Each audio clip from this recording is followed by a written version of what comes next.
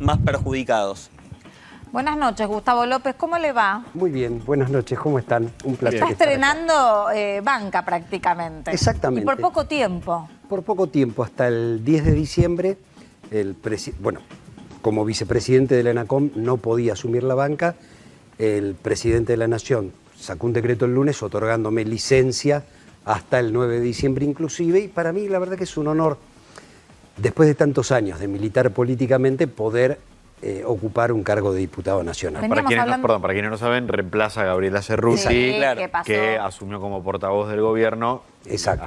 Ocupa ese lugar hasta fin de año. Exacto, sí, yo era el sexto en la lista del 2017, habían entrado 5, 3 en el 2017, 2 en el 2019, que eran Heller y Marciota, también en reemplazo, y bueno, me tocó estar a mí y debutar con una sesión de 21 horas.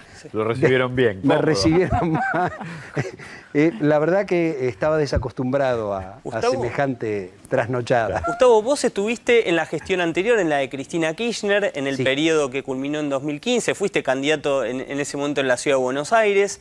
Perdí dignamente contra Recalde la interna. Perdiste con Mariano Recalde, por entonces candidato a jefe de gobierno del Frente para la Victoria, pero ¿qué diferencias notaste entre aquella gestión y esta gestión que, corregime, pero vas a volver a integrar rápidamente cuando dejes la banca? A ver, son épocas distintas, momentos diferentes, y este es un gobierno de coalición. Yo diría que el primer gobierno de coalición política que integro, porque la Alianza también fue un gobierno de coalición en donde la UCR tuvo un peso específico mucho más fuerte que el Frepaso. Claro.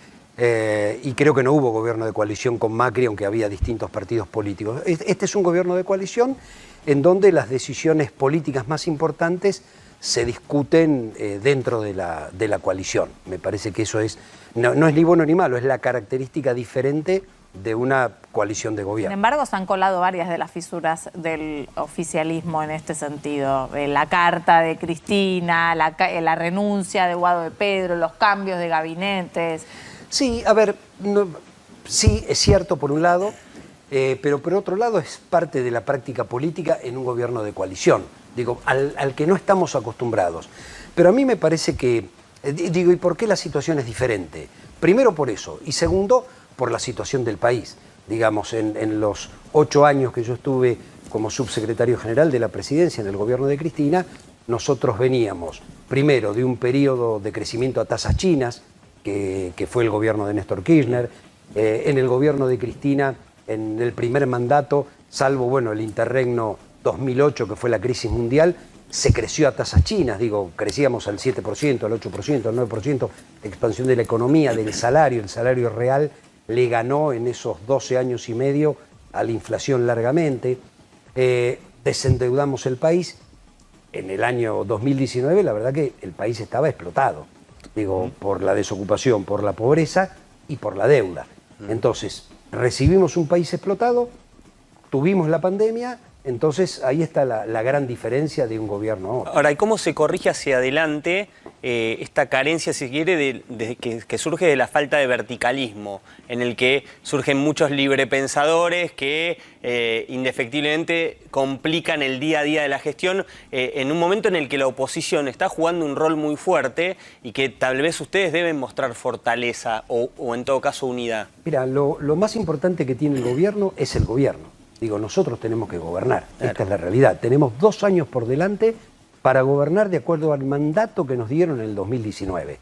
No lo pudimos aplicar. Realmente la pandemia descolocó, no solo al gobierno de Argentina, sino en el planeta. No sabías qué hacer, de qué se trataba esta enfermedad, cómo atacarla, si el aislamiento social preventivo y obligatorio, cuánto tenía que durar. En marzo todos creíamos que en agosto se terminaba. O en marzo creíamos que en abril se terminaba porque no teníamos ni idea de lo que nos estábamos enfrentando. O julio, porque nosotros lo vivimos en el propio ENACOM.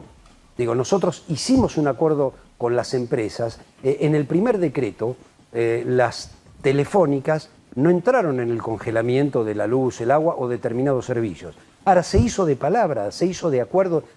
¿Por qué? Bueno, porque en julio se termina, creíamos esto. la verdad que nos llevó 1 año y medio, recién ahora digo, no hay que descuidarse, pero recién ahora estamos volviendo a la normalidad laboral. Digo, esto costó mucho en términos económicos. Ahora, ¿qué es lo que tenemos por delante? El gobierno. Digo, hay que gobernar. ¿Y hay que gobernar cómo? Con el mandato que nos dieron. Es decir, hay que ir hacia donde el pueblo nos votó porque nosotros dijimos que íbamos a ir hacia ese lado. Ahora tenemos la oportunidad de hacerlo. Entonces, obviamente estamos trabajando para recuperar la elección.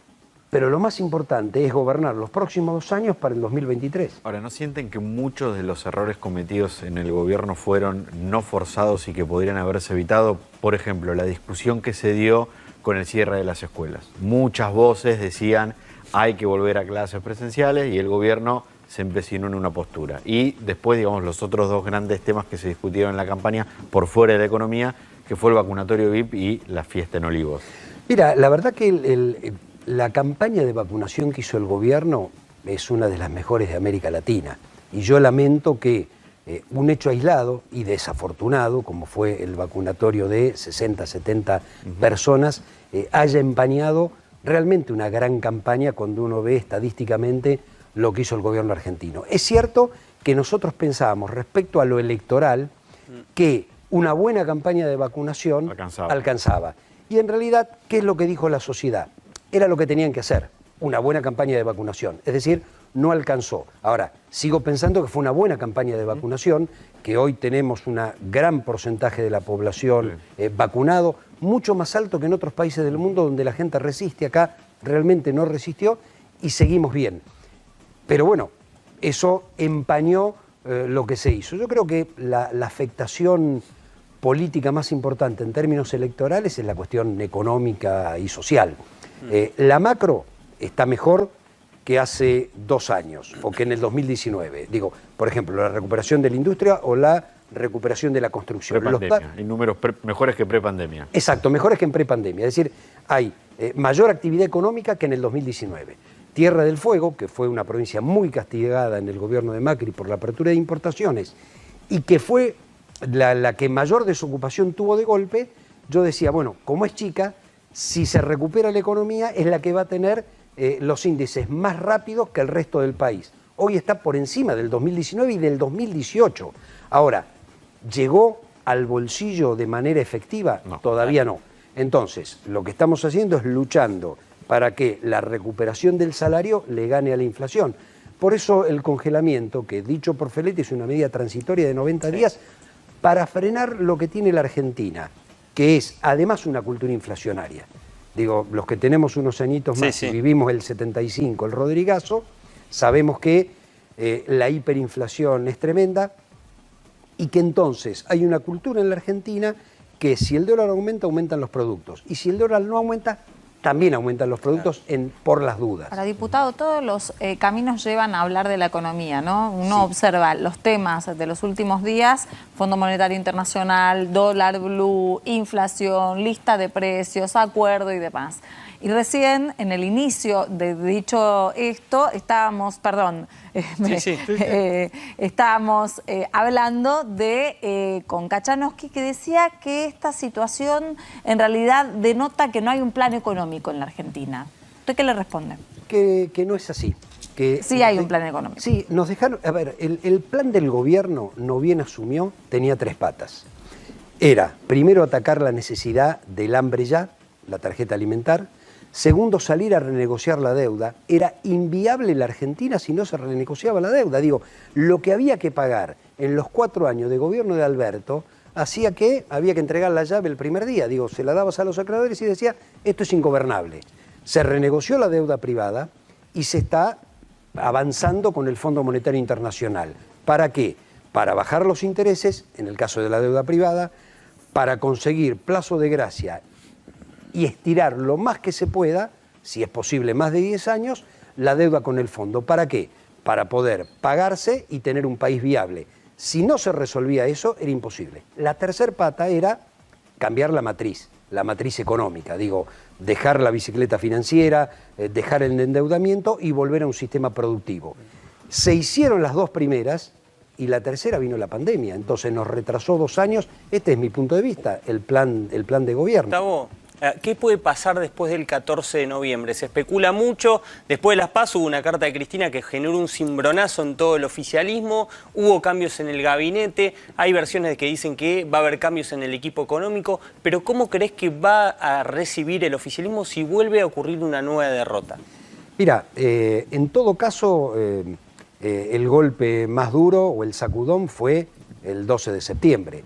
Lo peor que puede pasar es que se repita la elección, lo mejor que puede pasar es que ganemos la elección y puede ocurrir que nos recuperemos en algunas provincias sí y en otras provincias no. Cualquiera de las tres hipótesis, obviamente uno te deja mejor parado y otro no tanto, cualquiera de las tres hipótesis requiere que el 15 de noviembre gobernemos de acuerdo al plan inicial y que haya un diálogo político como está habiendo últimamente, fluido entre las cabezas de la coalición de gobierno. Te agradecemos mucho, Gustavo, por gracias haber a venido a ustedes. dicho esto. Vamos a la...